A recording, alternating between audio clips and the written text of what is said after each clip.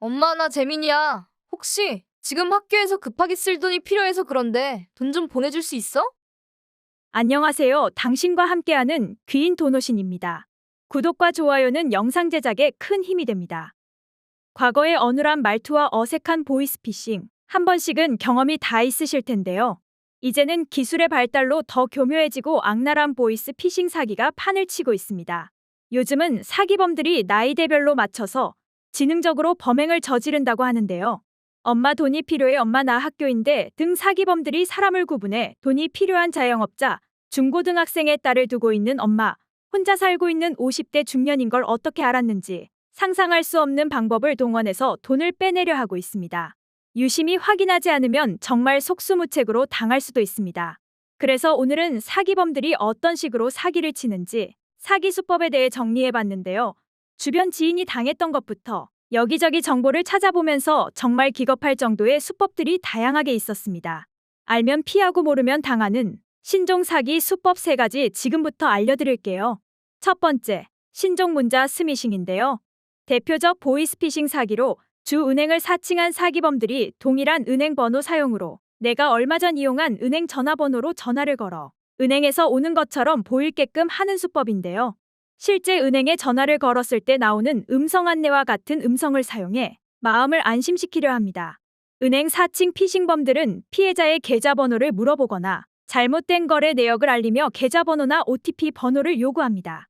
특히 주로 신용 높은 사람들에게는 기관을 사칭하고 신용이 낮은 사람들에게는 대출을 유도해서 사기를 친다고 하니 각별히 유의해 주세요.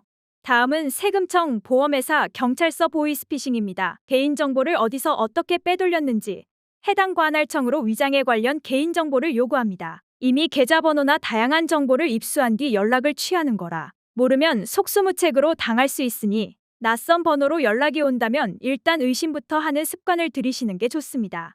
또 요즘은 특히나 인터넷 주문을 많이 하잖아요. 귀하의 물품, 송장 번호까지 교묘하게 가려서 보관 중이라며 반품 확인 링크를 걸어두는 수법이 있습니다. 고객님 주소가 잘못되어 택배가 반송되었습니다.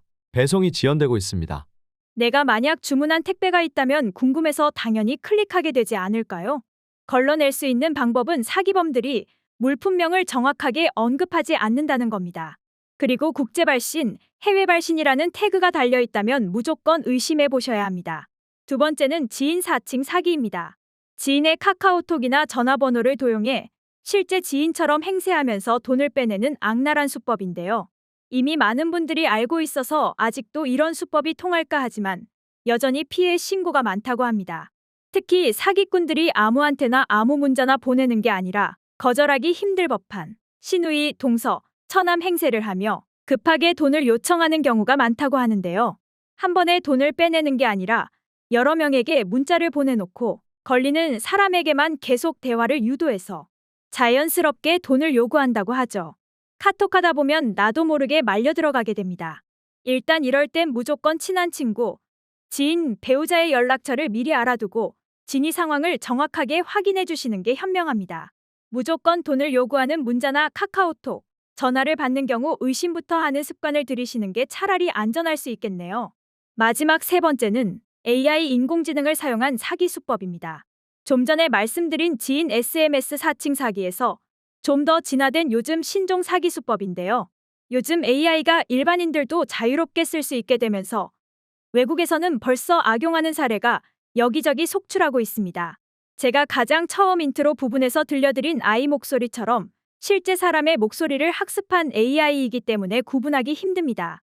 사람 목소리로 들려주는 기술은 이미 오래전부터 발달했지만 발음, 억양, 톤이 정확하게 일치하도록 만드는 최신 AI 기술은 일반인들도 정말 쉽게 감쪽같이 만들 수 있기 때문에 통제가 반드시 필요할 것으로 보입니다. 예방 방법은 없을까요? 보이스피싱 사기꾼들은 사람들이 당황해서 실수하기를 바란다고 합니다. 해서 차분하게 대처하는 것이 중요한데요. 의심스러운 전화가 왔을 때는 반드시 상대방의 신원을 꼭 확인해 주세요.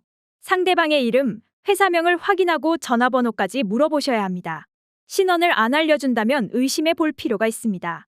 또 중요한 정보는 웬만하면 전화로 공유하지 마세요. 전화는 암호화되지 않는 통신 채널을 통해 전달되는 방식으로 다른 형태의 보이스피싱 사기의 대상이 될 수 있습니다. 첨단 산업 기술 발달로 편해지고 좋아지고 있는 건 사실이지만 이를 통해 악용하는 사례들이 너무 많이 발생하고 있습니다. 독감에 걸리지 않기 위해 주사를 미리 맞아서 예방하듯 모르면 그냥 지나칠 수 있는 사기 수법들, 알고 있으면 피해갈 수 있습니다. 오늘 제 영상을 통해 피해자가 생기는 일, 더 이상 없었으면 하는 마음입니다. 매일 오후 3시에 올라오는 돈과 관련된 최신 정보들 구독과 좋아요 눌러주시면 빠르게 받아보실 수 있습니다. 지금까지 시간과 돈을 지켜주는 당신의 수호신 아니고 돈호신이었습니다.